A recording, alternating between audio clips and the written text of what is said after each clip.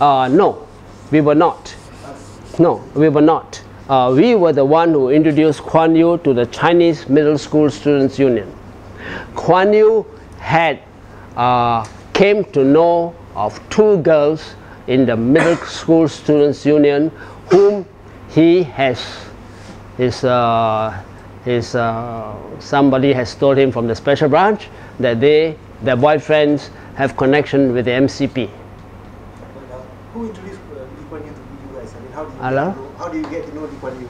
How I came to know Lee Kuan Yew? Yeah. When we formed the Socialist Club, Lee Kuan Yew wanted to know us.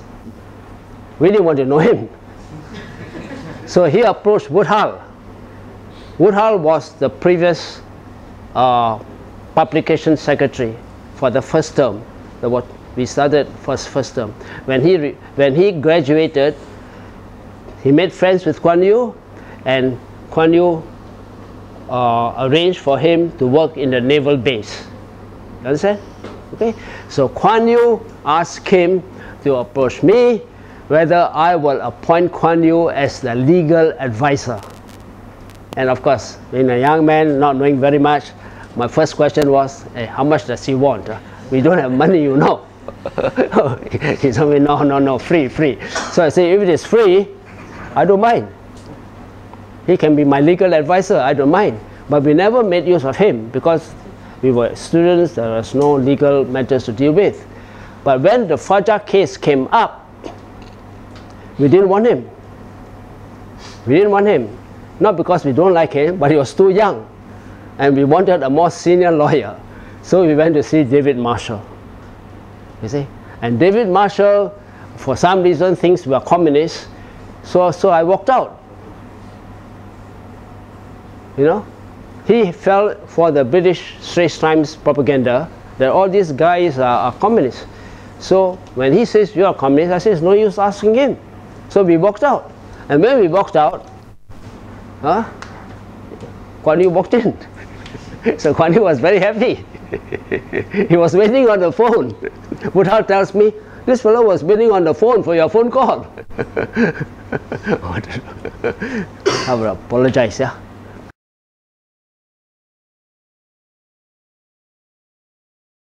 Oh, the splitting was very obvious. We told Kuan Yew, you're going to split. Because Kuan Yew wants to come in and wants to be number 1.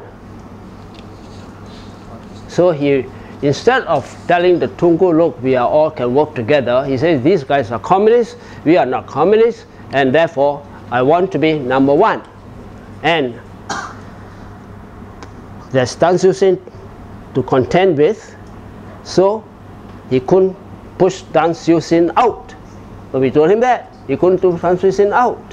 But he thinks, he tells me, when I go in, I turn the Tunku down my little finger. He told me that in the assembly, you know, in the lobby.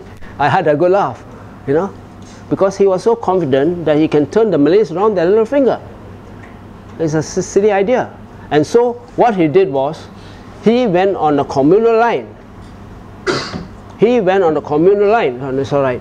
Although the PAP is non-communal, he took a very communal line. And when UMNO, he agreed to UMNO, right, coming in. When UMNO entered Singapore, when Singapore entered Malaysia, Tunku sent his secretary, UMNO secretary, to Geylang to build up the Malay UMNO in Kampong Melayu. See? And the first thing Kuan Yew did was to call him a mad mullah. He was using terms like that. They are mad mullahs. Mad. They are mullahs and they are mad. And that is to provoke them. And so, during they of course replied, they are unhappy. You call them that, they are unhappy. Because they were taking Malay line the same as in Kuala Lumpur. You see, in a Chinese city. And Kuan Yew was here hitting at them. Okay? And so when the Prophet Muhammad's day, there was a demonstration. From all accounts, the demonstration was peaceful until it reached Kallang near the, Singapore, the Kallang, Lavender Street, Kallang area, and somebody threw a bottle from upstairs, the shop house. Now who did it? Nobody knows. But you can be sure that those flats are all occupied by Chinese. And that, according to some sources, was a start. There's only one source, one explanation of the start of the rioting by the Malays. So, in my opinion, it's provoked. And who could have provoked it? I mean, I suspect it that way. In fact, when Said Zahari was asked that same question in a prison, the special branch went to ask him. He said, "What do you think?" And Said's answer was, "Both of them are in the wrong. You get Tunku and you get Kuan Yew and you bash their heads together." That was what Said told them. Okay? But he was playing on the communal line. The British calls it communal brinkmanship. Understand? PAP is non-communal. Malays can enter, Chinese can enter, Indians can enter. But this policy of provoking, okay? Instead of being friends, he wants to provoke so that he gets a Chinese support behind him. And which was helped, of course, by the Indonesian confrontation.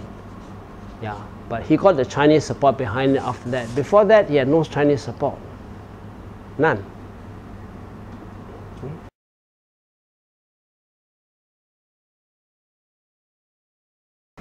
The left wing in the PAP, since it's the PAP's formation, has stuck loyally to the PAP.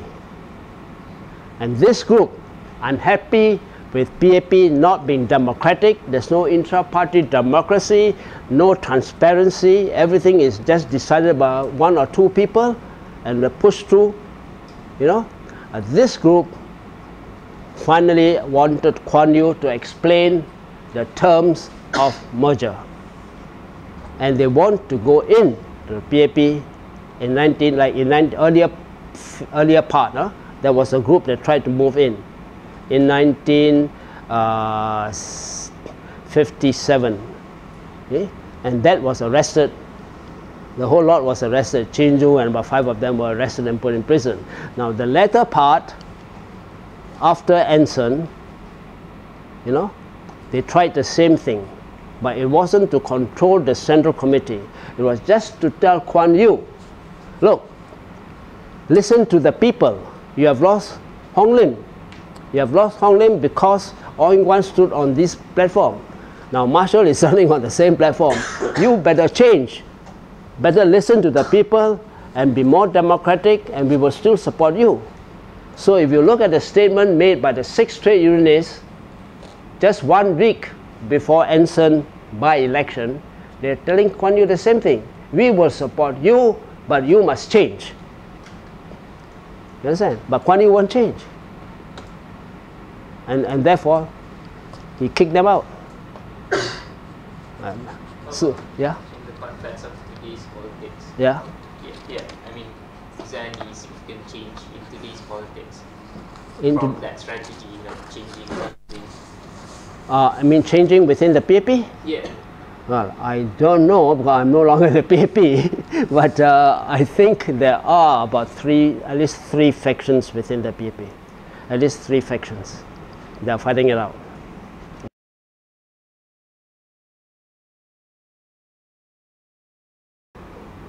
Actually, confrontation, if you read Greg Poulgrain, Genesis of Konfrontasi, Professor Greg Poulgrain, he maintains that Konfrontasi was started by the British, not by Sukarno.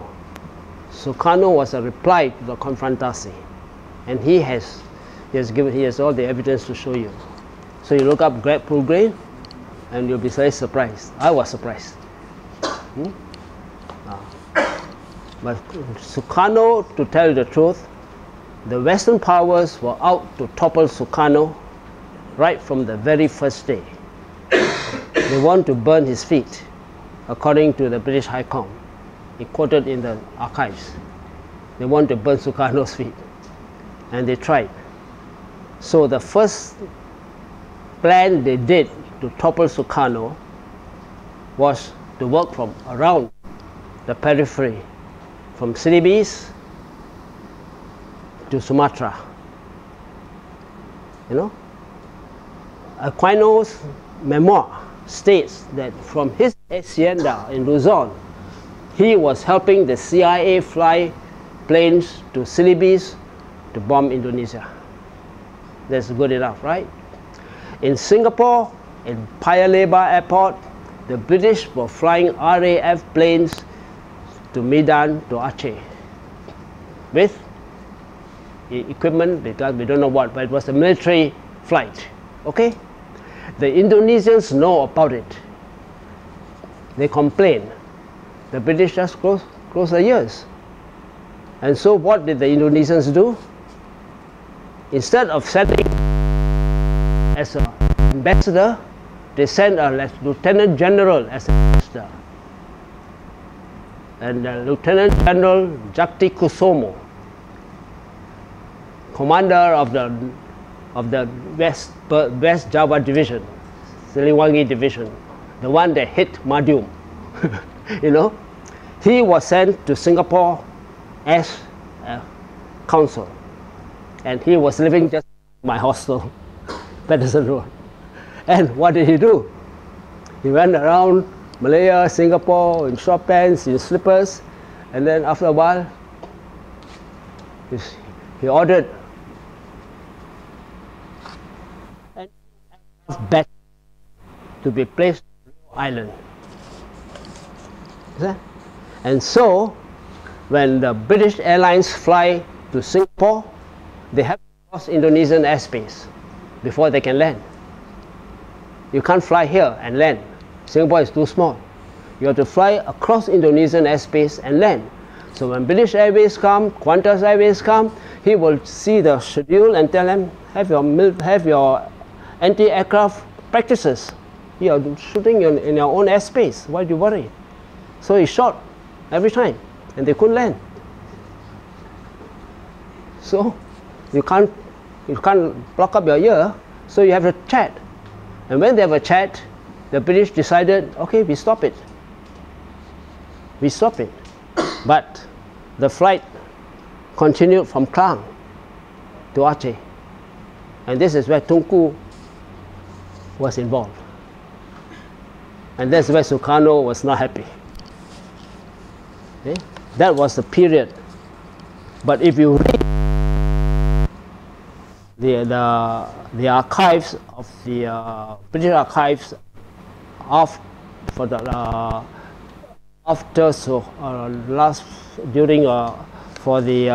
Gestapo, you will find that it was printed in the Independence paper in London about 10 years ago, or 5 or 6 or 10 years ago, and the defense archives were released, and this paper went to ask the British ambassador to Indonesia, what role did he play in Suharto's coming in, you know?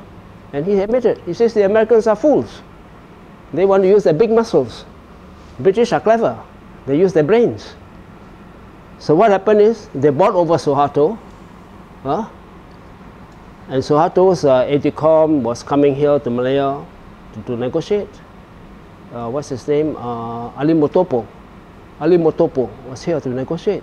They bought over Suharto, and then when the United Nations sent delegation, you know, Indonesia says we must have United Nations to come and assess whether the people here want merger in Malaysia or not.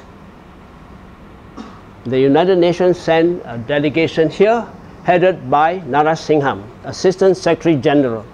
And before he left New York, Narasimham told the Americans that you will get your right report. They already fixed up everything. You will get your right report.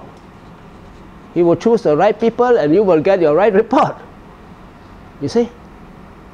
So the Americans knew.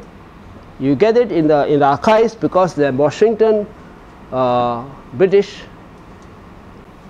and among the writers were of course Subandro's entered the British embassy in Jakarta, and among the writers, of course, were Subandro's intelligence men. That must be accepted. And on the ambassador's desk, they found a copy of a letter signed by the ambassador to London implicating the Council of Generals. Follow? So that letter landed up with the Indonesian intelligence. See? And it landed up with Sukarno's bodyguards. See? But that letter is purposely left there for them. That's according to the British archives now. Griffith says we use our brains. We left the letter for the Indonesians to kill themselves. These are all the facts now. It's all clear. It's all now, after 30 years, it's all released. Okay? Okay?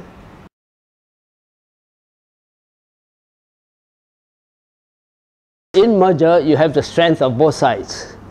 So it's advantageous for both sides. You see? For Singapore, I feel that, well, Singapore's economy cannot go on the way it is. It needs a hinterland. And you cannot keep on exporting to the world through China. Before, we export to America largely. Now 50% of our export goes to China, and China re-exports it out again to Europe and America. Okay? So Singapore, and if the American and the European economy doesn't pick up, the demand drops, Singapore's export will drop. Okay? So we are not producing wealth. I said we are financial. People come in with hot money. Like Malaysians have been going to Singapore lately with the hot money. Yeah? The exchange rate has gone up from 2.4 something to 2.5. Yeah, it's gone up. So it is advantageous for both sides. And historically, you are like New York to America. And New York has to be in America. Or Trieste before has to be in Greece. It was an independent republic before. Right?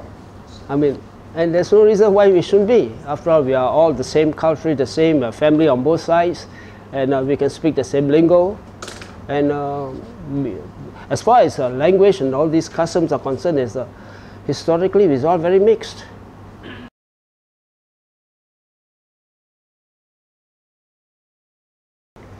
Most of them didn't go back. A few did go back, but most of them didn't go back. And but PAP had, because of its chauvinistic policy, if I may say, has got now the Chinese educated with him. Mind you, the Chinese educated in Singapore were with the Barisan. But now the Chinese educated is with Kuan Yew, and it's the English-based, English educated that is against Kuan Yew. It's just the reverse now. Yeah. Well, when the leadership was arrested and put into jail, if they didn't go back to the PAP, that's fine. I understand that. But did they get disheartened? Did they get disheartened? Did they just become a bit less active in politics? Yeah. Many of them stayed in prison for a while, and then when they come out, they just left politics because they can't move. They were still under supervision, and the slightest thing they do, they find that they can't get a job. You know, and gradually, they just don't even want to talk about it, and many of them just don't want to talk about their past. You know, it's just trying to forget the period. You know, it's a bad dream for them. Yeah, and therefore today you find that not many are willing to come out to speak. You know, I had trouble when I published my book and I asked some Nanta students to help launch it. They were rather reluctant. It's the English speaking that came out to speak. because we came in very fast. By 19th September, we were already in Malaysia.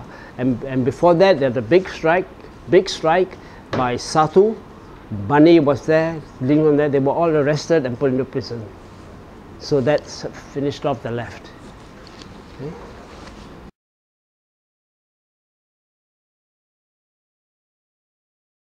Lee Kuan Yew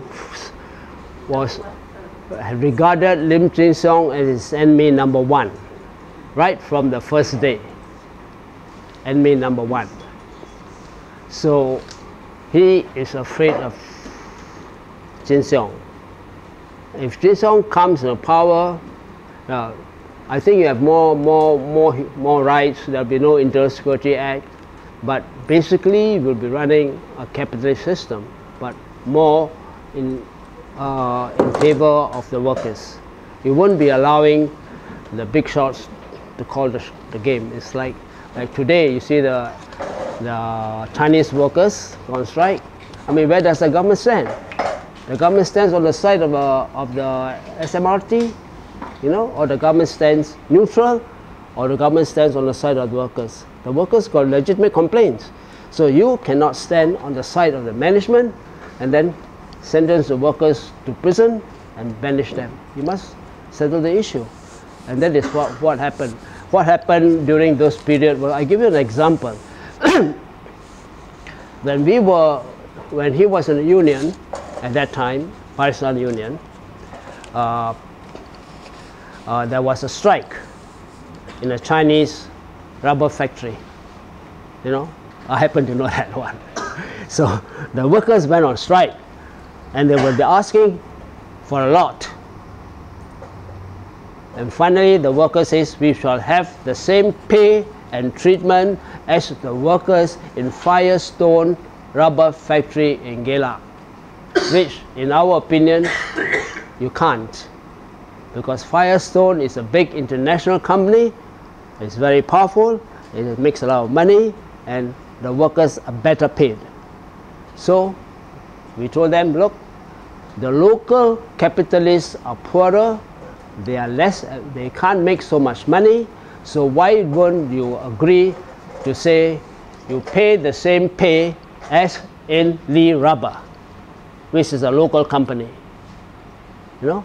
And we pushed through the thing. The union members agreed not to have as much pay as the Firestone, but because they are both local companies, you take Lee Rubber as a yardstick.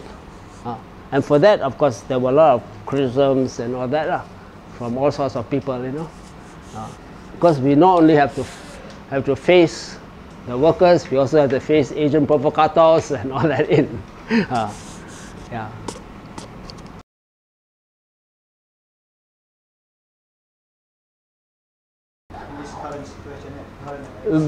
As far as Marxism is concerned, there will always be, because the relations of production, you know, doesn't change.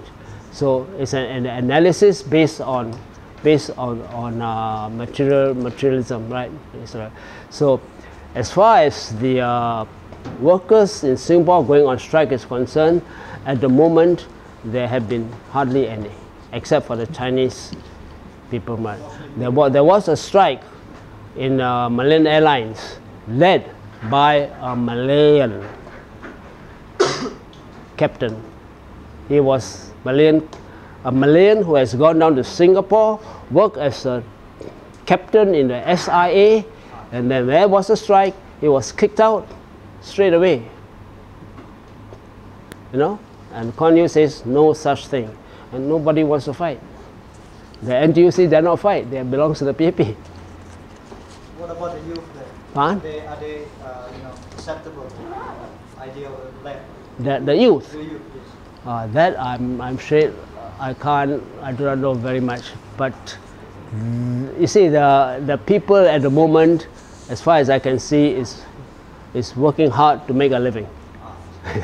Money becomes very important. Very important to them. It's a consumer society, and it's a town. But they will change. In time, they will change. You see? But at the moment, it's changing. At the moment, it's changing because their livelihood is getting, as I said, getting more difficult. Yeah, very much more difficult. They bring foreign workers in, your local pay doesn't go up. Okay? Doesn't go up. So the contradiction is aggravating. Yeah.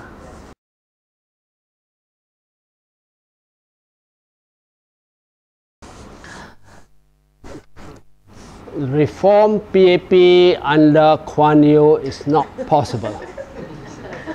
Yeah, when Kuan Yew, reforming PAP under Kuan Yew is not possible. But after Kuan Yew's death, there may be a fight within, at the moment, 3 factions in the PAP. 3 factions in the PAP. I think they will fight. So we don't know, we have to watch. Yeah? Because how they perform will also mean how much support they can get from the population. You see? PAP now becomes, at one time it was, well, I say it, what do I care, whatever you say. You know, Kuan Yew was saying, I don't care. You know, so what? You know, but now it cannot be like that. When they go for election, they have to listen. So there will be a change. I just want to have one follow-up there. Firstly, I don't think that many young Singaporeans think that the way to go is to reform the PAP. Because I know, I mean, especially now since PAP just lost its big, huge 1 GRC. So I mean, like, there are much fewer Singaporeans who see reform within the PAP as possible. In fact, you have so many years of corruption that you have to be very, very, I mean, if you don't reform the PAP changes you. I mean, that's a basic line which which anybody who has any sense of political intelligence knows. I think, that was true, in the sense that they feel they can't change the PAP, that the PAP has the best of the best brains in town, you know. But last election and lately, it has been shown not to be the case. There's a lot of cronyism, just as you have cronyism here. You know, if you look up the Australian one, what's his name, Rodan, is it? His email, you find there's a list. Rodan, Australian family. You find there's a list of people who heads the GICs and everything, and they're all related to the family. It's all stated there. It's all related to the family. Okay? As far as corruption is concerned, it's becoming, people are beginning to talk. Here we can say, oh, you're corrupt. The government doesn't sue you. Down there you say you're corrupt, you get sued straight away, and you won't get away. You lose your house. Okay? But that they are corrupt, I think most people know. You know, and to give you just one example, when the Indian armed forces bought Bofors anti-aircraft guns from Sweden, Nobel Prize, you know, the Indian opposition came to know that the Indian officials involved were taking bribes. So they brought up the question in Parliament, and the Indian Parliament decided to investigate, and they asked the Swedish government to open the books. Who took how much? And lo and behold, when the book was opened, Singapore's name was there. We bought so much Bofors guns from them, and who took the money? Just covered up. There is corruption, but most of the corruption occurs in the stock market, not under the table. It's in the stock market. You buy short. I had a question. Yes. What are the 3 factions do you think are in the PAP? Huh? What are the 3 factions? What are the 3 factions? That you speak of in the PAP? The 3 factions in the PAP now. It's my view. There are 3 factions. Apparently, you can see that there's the army faction. There's people know about the army faction. There's the NTUC faction, and then there's another faction. So it's only it may not happen because they will have to readjust. But then the fact that there are three factions means there is some split. There's not a monolithic party all obeying Kuan Yew like before. Okay?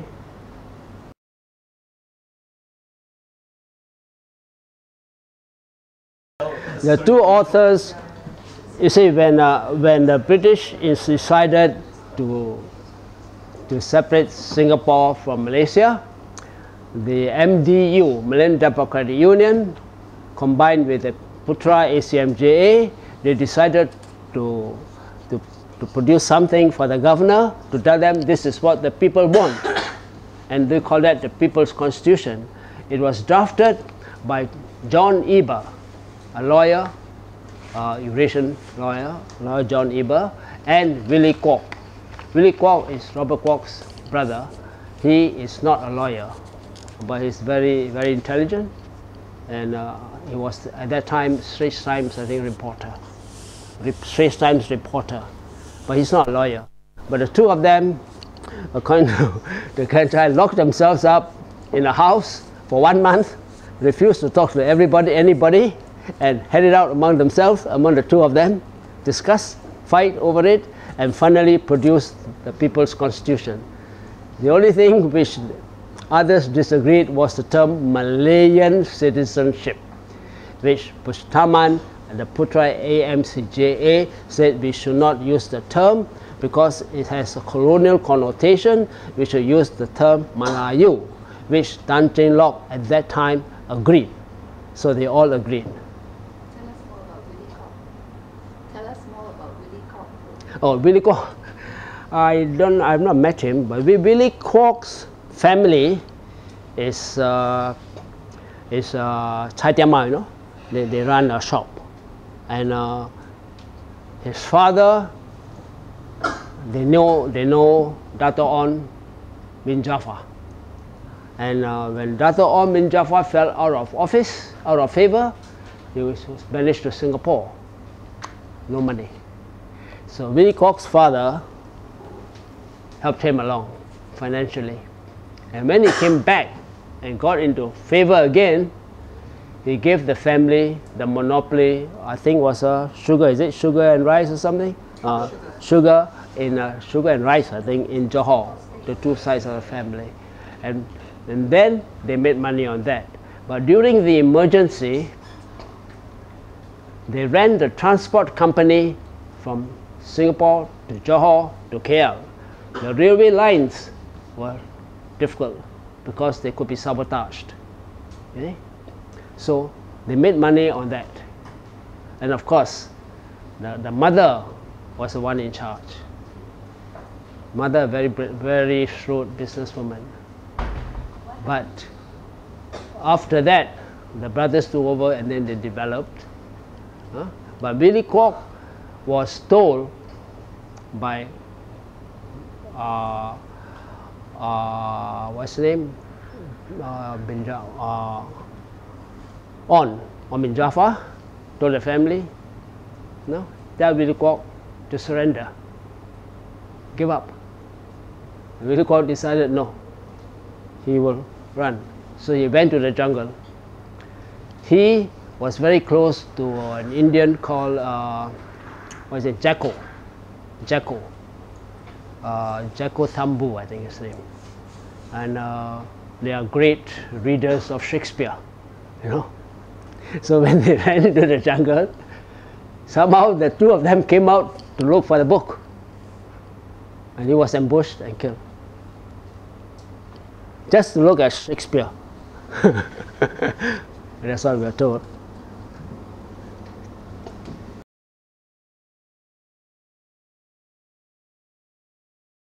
We have a lot of Malays in the Socialist Club. Yes, Osman, a lot of Malays. But Malay participation in Singapore, and we were close to the some of us, like Albert, they study Malay as one of the major studies, you know. In fact, he was the one who introduced Hussein Ali to Samad and Osman Awang. Hussein Ali from KL, from here, doesn't know the Singapore writers, but was keen to know. And Albert was in the Socialist Club and studying Malay, so he came to know Osman Awang, Osman Ali, Hussein Ali, and he introduced Hussein Ali to that group. And that group, there was a big group under Samad, because Samad was very active. Yes? And Samad was the chairman of the convening committee, the pro-time chairman of the PAP. When PAP was formed, Samad was the pro-time chairman. Samad Ismail, yeah, Samad Ismail. Samad Ismail is very clever, very hardworking, and his greatest contribution were two.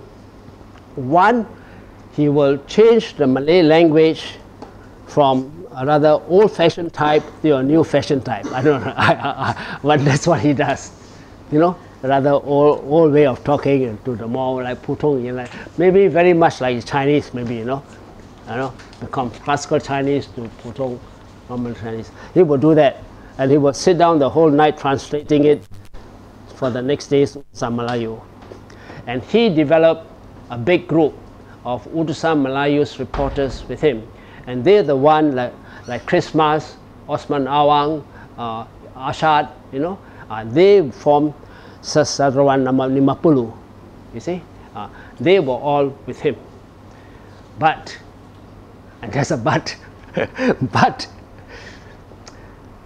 after the formation of PAP, Malaysia was going to get independence in 57.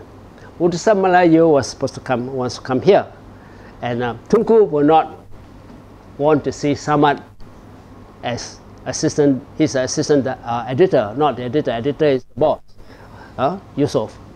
So he would not want him to hear. So there were some difficulties, and he was sent to Indonesia by Yusuf. And there was a big confrontation in Utusan, where Christmas challenged his boss. Why did you do that? And nobody dared challenge the boss. Yusuf, the boss. And Christmas did that. And Yusuf was reported to have said, well, I didn't want to send him. That means he has been forced to send him. Now, where did the pressure come from? I don't know. It could be from Tunku, more likely it's from Kuan Yew, I don't know. Because Yusuf and Kuan Yew are very close friends. I met him through Kuan Yew. Yes? Is that what led up to the 1961 walkout at Utusan Melayu? No. Because when Said was in Indonesia, he decided to somersault. Samad Ismail was in Indonesia. He decided to do a somersault. So he went to approach the Straits Times and say, look, I will work for you. And the Straits Times tell Tunku, look, Samad is working for me, and it should be okay. No, Samad Ismail. Yeah. So that was that. So Samad left Utusan and worked for Berita Harian and ran Berita Harian, because Berita Harian at that time was just a translation of the English paper. But Barisan under Samad was a new Malay paper. Quite different, not a translation. Now when Utusan came to KL, the editor is Yusuf. He's the managing director, he's the editor. The family is a family company. The brother was the agricultural minister, right? His brother was an agricultural minister. And then until he quarreled with Tunku over the urea projects, and then got kicked out, right? When the Utusan came over to KL, Singapore was getting independent, separation. So Kuan Yew wanted a Malay figurehead to be the Agong, the president, and he asked Yusuf to be there. So he became Singapore's first president. See? And so the Utusan Melayu's editorship in KL, the national paper, felt vacant. And there were two candidates. One is Rahim Ishaq, the brother of the editor, and the other one is Said Zahari. Now Kuan Yew was asked as the newspaper's legal advisor to choose, and he chose Said Zahari. Yeah? And then he went to tell UMNO, Said Zahari is my man. and poor Said, he tells me he went to see the UMNO people before. Being a national editor, they opened the doors to him. Tunku opens the door to him, "Oh, Said, how are you?" and they talk. But now all the doors are closed, and he just didn't know why. So he got his way to find out lah. So he told him, no, I'm not the PAP representative, I'm not Kuan Yew's man, I'm my own. And that is that. So he ran the Utusan Melayu. But when Tunku wants to control the Utusan Melayu, he wants to control the editorial policy, Said objected. And not only Said objected, the whole editorial board objected, and not only editorial board objected, the whole management objected. You know, the whole typesetters and everybody. Nothing to do with them. It has nothing to do with salary. It was just the right to have an independent policy. Yeah? And they went on strike for 90 over days.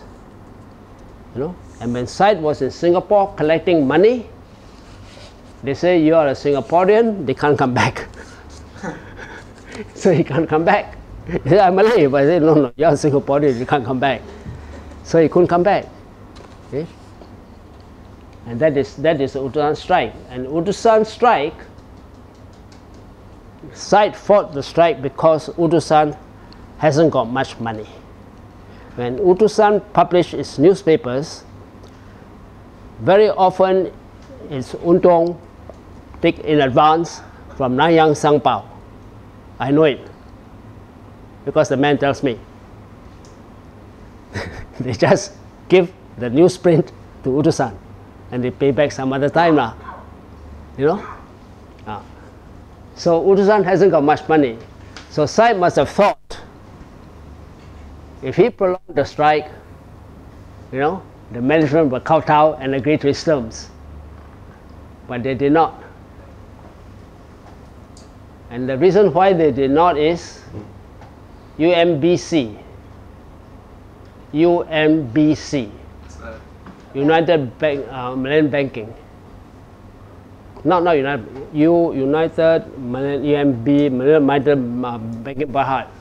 UMBC under Cheng. That time was not under UMNO. It was under the Indonesian tycoon called Cheng, CHNG. Is this the precursor to Maybank? Pardon? Is this the precursor to Maybank? No. Nothing to do with Maybank. Maybank is Kotekun, different. This is UMBC, the one later on taken over by Dime. Taken over by Dime. Yeah. Dime. It was UMBC. And UMBC, that time, this fella, he had foreign contacts. He was taking Russian money. He was taking CIA money. I don't know what else he was taking. You know, and he gave Tunku a blank check. He gave Tunku a blank check for the Utusan strike. So I told Said, you can't win. Since we are doing a recording, I think one last question is about the foundation of the the three Malay left leaders who formed the three parties that became the Socialist Front. Over here. Ishak and you. Over here, Malaya. Yeah, because you did know some context of the formation. For the sake of the recording, you can share with us how the Socialist Front came about. 5 minutes. Yeah. I do not know how it was formed because at that time I didn't have much contact, but there was a Labour Party, and then Bushraman formed the Party Rakyat. Right? There is a Party Rakyat man there. formed the Party Rakyat, and Pak Ishak, what do you call him? Ishako, we call him Ishako. What's his name? He started with the Labour Party. He started with the Labour Party. In fact, from what I hear, the three of them met. Burhanuddin, Ishako, we call him Ishako because Japanese time he was quite close to Japanese, so Ko, you see. So he calls himself Ishako. He comes from Kajang here. The three of them met and they decided they have an understanding among them and each will go their own way. So Burhanuddin goes the PAS, this fellow Party Rakyat, and Muhammad Ishako does the Labour Party. Ishako is a very interesting character. He was one of the first Malay. He didn't go to training college, but he was one of the first Malay, not from the training college, to become political. He was one of the first Malay to be a district officer. And at that time, not easy to be a district officer. You know, it's only for white men. You know, white man, college graduate, but he was the first Malay to be one, and he gave it up because he wanted to do politics. Yeah? And very strong will, very nationalistic. He gave up a whole career. No, it was a very bright career. You are district officer at that time. You are number one, you know, in the area. Only the white man can be one, and then he gave it all up.